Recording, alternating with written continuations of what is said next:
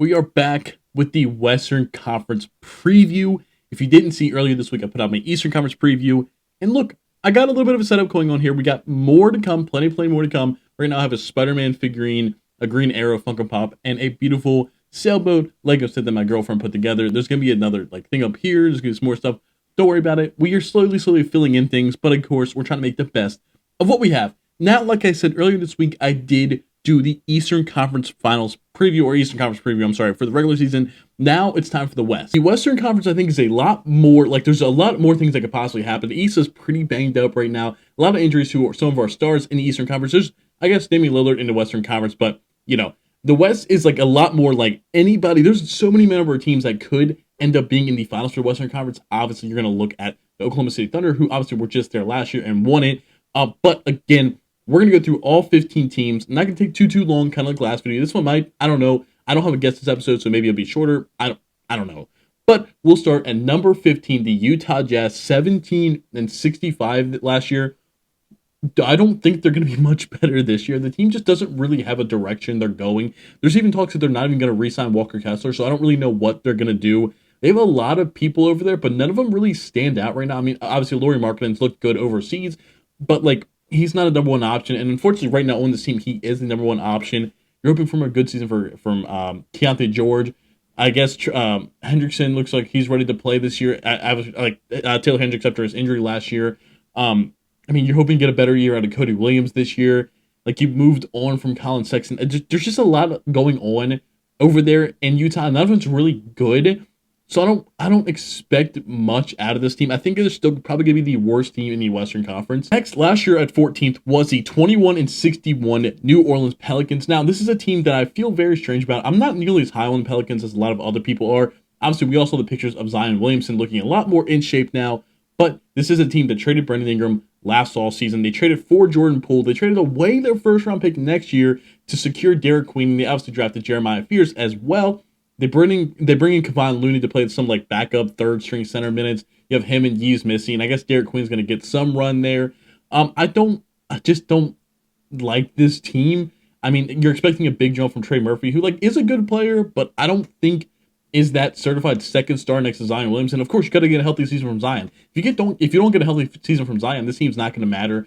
Jordan Poole, I mean, it's going to be an upgrade from CJ McCollum, I think, scoring-wise. I don't really know where Jeremiah Fears is going to fit into this team either. There's just a conjunction of a lot of talent. But the fact is, there is talent. So this very well could be a play-in team in the Western Conference with a couple teams up in that play-in last year, maybe falling down. But I would not be surprised if the team misses the playoffs. 13 last year was the 34-48 San Antonio Spurs. Obviously, they traded for De'Aaron Fox last year. They draft Dylan Harper this year. They draft Carter Bryant. They bring in Luke Cornett to play some backup center minutes. I think this team's going to be really, really good. You have to kind of figure out the rotation of De'Aaron Fox, Stephon Castle, and Dylan Harper. You got to figure out Jeremy Sohan's part of your long-term future. You got to figure out if Devin Vassell's part of your long-term future. Is Keldon Johnson going to get moved? There's a lot of pieces you don't really know about, but at the end of the day, you have Victor Wembanyama, you have De'Aaron Fox, and those are two fantastic building pieces right now that it's you have the building blocks. You have rookie of the year last year in Stephon Castle. You have a second, third overall pick this year in Dylan Harper. There's a lot going on for the San Antonio Spurs team. I do wonder if maybe they're just not quite ready yet, because a lot of people thought last year they'd take the jump into the play-in. It didn't happen. It might need one more year. This is a full year of Mitch Johnson being their new head coach. So I think this very well could be a play-in team, but also they might just need one more year. 12 last year was the Portland Trailblazers at 36-46, and this is the team that traded for Drew Holiday. They traded Anthony Simons to the Boston Celtics. They got Drew Holiday in return.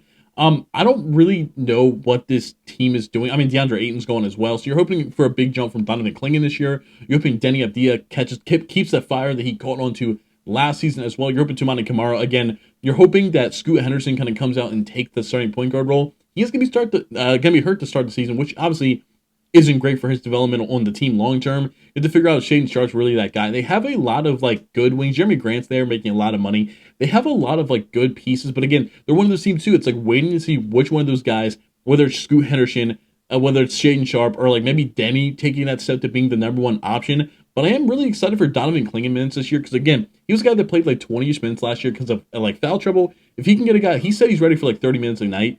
If he can be that without the foul trouble, that's going to be huge for this team. At 11 last year was the Phoenix Suns at 36-46. I think this team is going to be doo-doo, stinky, bad. Like, they're going to be bad, bad, bad. They lose Kevin Durant in the offseason. They trade him to the Houston Rockets for Dillon Brooks, Jalen Green, I think some picks as well. I mean, the starting lineup's going to be like, what? Devin Booker, Jalen Green, it's going to be like Dillon Brooks and Ryan Dunn and like Mark Williams. I mean, I guess, like, I do like Dillon Brooks on this team. I do like the draft pick of Common Maluwatch. I do like that they have a center rotation of Mark Williams, Nick Richards, and Maluwatch. Again, Mark Williams and Nick Richards, guys that have gotten hurt in the years past in Charlotte, but like, I think this team is like a little bit more filled out than last year with like talent across the board. I just think the talent's obviously a huge downgrade from Kevin Durant. And I think this is going to be kind of a, like, we're going to see a year where I think Jalen Green and a Devin Booker backcourt is going to look disgusting, like absolutely terrible. So I don't expect much out of the team this year. So I would not be, I just don't know what the pick situation's like. I don't remember off the top of my head if they have their pick, but this could be very well a bottom 3 team in the Western Conference. Getting into the play-in teams last year, at 10 last year was the 39-43 Dallas Mavericks. Obviously, no Kyrie Irving this year, but the biggest thing is they jump up to number 1 in the draft and get Cooper Flagg. So they bring in D'Angelo Russell. They have like a D'Lo, I guess either like Klay Thompson, Max Christie, Cooper Flagg, Anthony Davis, Daniel Gafford, or Derek Lively. Like, they're gonna have a very, very good and deep team. I've been seeing the memes online about, oh, this team's full of a bunch of Robins, with it like being Kyrie Irving, Anthony Davis, or a now Cooper Flagg being a rookie, like guys that have won championships as a second option. Obviously, AD and LeBron are like 1A, 1B on that team. If you want to feel that way about Kyrie and Brown too, whatever. But you get what I'm saying. You don't really know right now if they have a true number 1 guy. That's something obviously you're hoping Cooper Flagg can be, but probably not as a rookie. Now there is a real chance that Kyrie Irving could be back in January, in February, and if that's the case, I can see this team making a deep playoff run.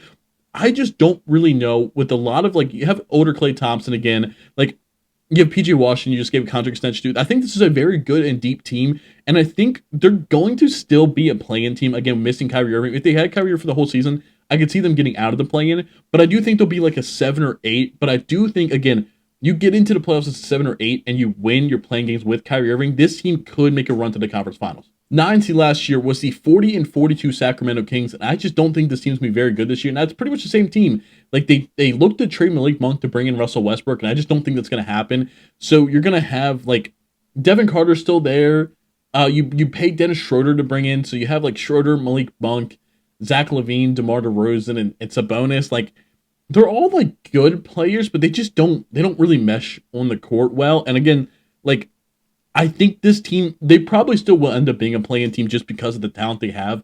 But I also think this team could very well be the 12th to 13th seed. I don't really have a lot to say about Sacramento, and I'm sorry, Kings fans, if you're watching this. Like, it's just, I think you guys all know, you guys are in a really, really weird middle ground. I really like Zach LaVine. I really like DeMar DeRozan.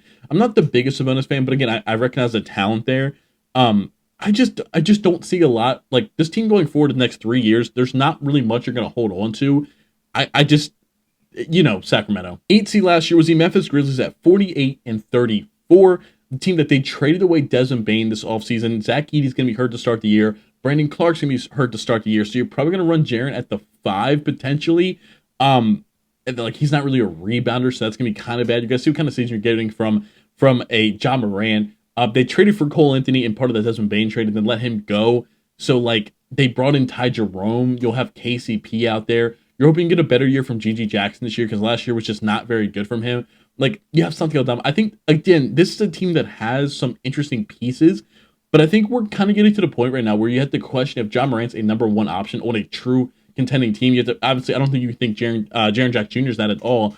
So, like, I don't really know if a Ja Morant-led team in 2025, 2026, without Desmond Bane, without really a good starting center for the first portion of the year, they could, like, I think with Ja and Jaren there, they're going to be at least a play-in team. I think they have more talent than a lot of teams at the bottom, but this probably is going to be another year of the play-in and hoping maybe you get lucky with something. Maybe you make a trade at the deadline because you have some big holes open at the wing spot. 7 last year was the 48-34 Golden State Warriors, who, I mean, basically for the whole offseason up until like a couple of days ago, did nothing. They finally bring back Jonathan Kuminga on a 2-year deal. They also signed Al Horford, Gary Payton the second, third, I don't remember which one he is. And then you bring in Seth Curry. I don't think Seth Curry is going to get a lot of minutes there. Al Horford's going to wear 20, so that's interesting. I think Al Horford's going to be a good pickup for them. They lose Kevon Looney. He's not really a Kevon Looney replacement, but I think a high IQ guy like Al Horford should fit really, really well in this system. They obviously traded for Jimmy Butler last trade deadline. That was kind of like their big offseason thing. I think they're still going to have issues with like what you're getting out of Jonathan Kuminga. It's very clear he wants to have the ball in his hand. He wants to prove that he's a guy worth 25, $30 million a year in free agency. I don't think you can do that also while trying to win. Like, I don't think those two work together right now. So, like, you're hoping from a big year from Brandon Podziemski. So, like, a Steph, AirPods, Jimmy Butler, Draymond, and Quentin Post, maybe. Obviously, they'll run some small ball with Draymond Green at the 5. Like, I think they're still, like, they were super, super good when they traded for Jimmy Butler last year. I think getting off to a full year start should help them. I think this is going to be a 5 or 6 seed. They could shock the world come playoff time, because there's also a real possibility they make it in a play-in and just kind of wait for the playoffs. That kind of is the Jimmy Butler mantra. But I think we're going to get a really good Steph Curry season. I think Jimmy Butler might be a little bit more motivated for this regular season. So I think this could be a 5 or 6 seed. 6 last year was the Minnesota Timberwolves at 49-33. They lose Nickeil Alexander-Walker in free agency. They were able to keep Naz Reid. Like, you have to kind of wonder what's going on with that point guard spot, because Mike Conley, another year older. You don't really know if Rob Dillingham's ready to take that step. If he is ready to take that step, that's going to be super, super good for them.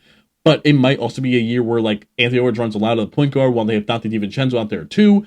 Jay McDaniels, you're hoping takes another offensive step this year. Then you have Randall, you have Gobert, you have Naz Reid. Again, a team that's made the conference finals the past 2 years in a row.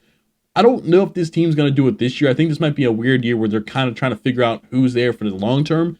But I still don't see them being less than, like, I don't see them falling into the play-in. I think this is going to be a solid 5 seed. The 5 seed last year was the LA Clippers at 50-32. This is a team that brought in Bradley Beal, that brought in John Collins, that brought in Brook Lopez, that brought in Chris Paul. They did a lot of things this all season. Again, everybody's old in this team. This is a very, very old team.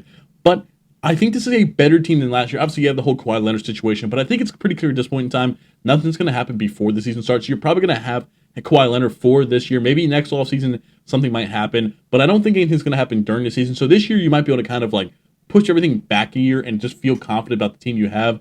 Now, what is the age, like what is the cap for a team of 35 plus year olds and James Harden, Kawhi, Bradley Beal's in his 30s, Brook Lopez is old as dirt, Chris Paul's old as dirt. Like, this is a very old team, and it's a team that injuries could very quickly derail this team's entire season. But if I'm banking on a healthy season from James Harden, from Kawhi, from Brook Lopez, from Chris Paul, from Bradley Beal, there's no reason this team can't be a 50-55 win team and be a top 4 seed in the Western Conference. 4 last year was the 50-32 Denver Nuggets, who went out and brought in Bruce Brown, who brought in Jonas Valanciunas to play backup center for Jokic, probably the best backup center Jokic has ever had. Shout out to DeAndre Jordan.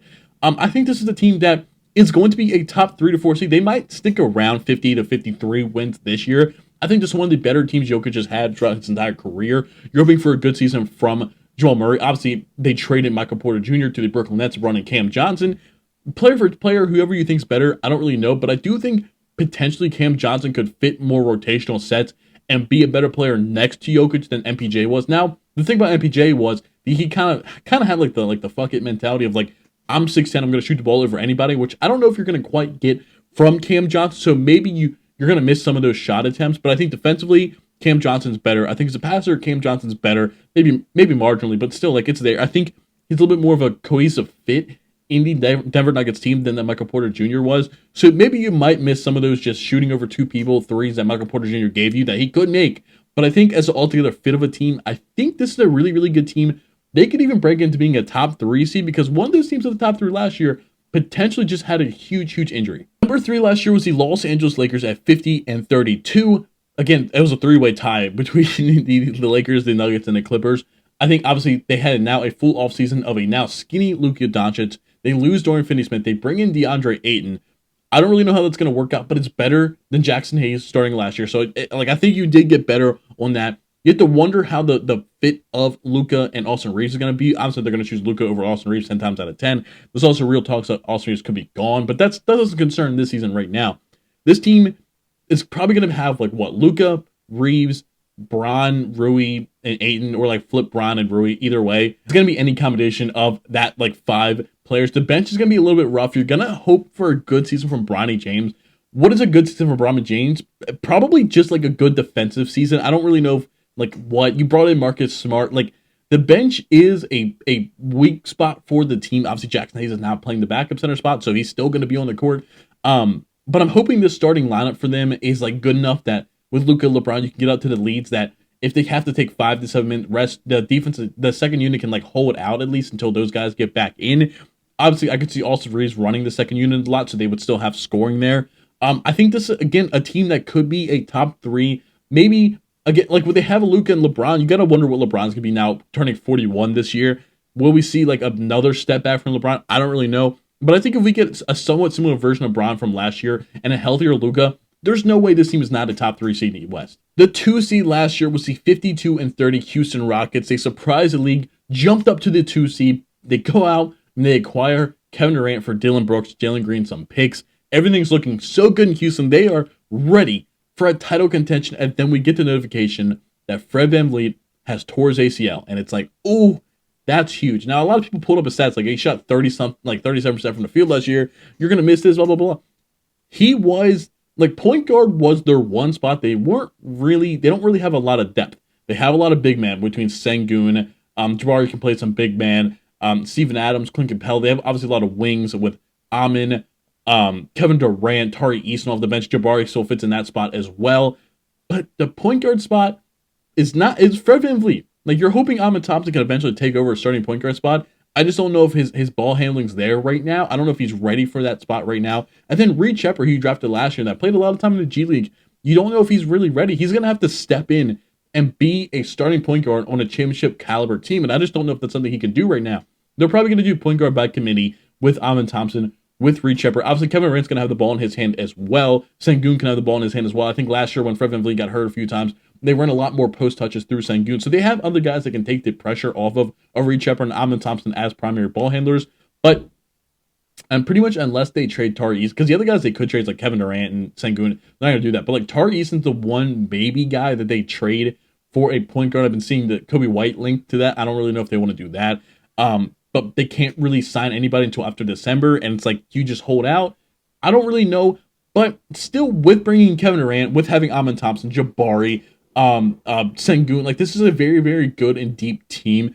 There's no way. I think with this Freddie injury, they might drop down to like a 3 or 4 seed. But I think come playoff time, this team is ready after losing the first round last year. And of course, last but not least, the 68-win Oklahoma City Thunder were the 1 seed last year. And I don't see any reason they fall off. I mean, maybe they won't win 68, maybe they win 63, 64 games because they had their championship.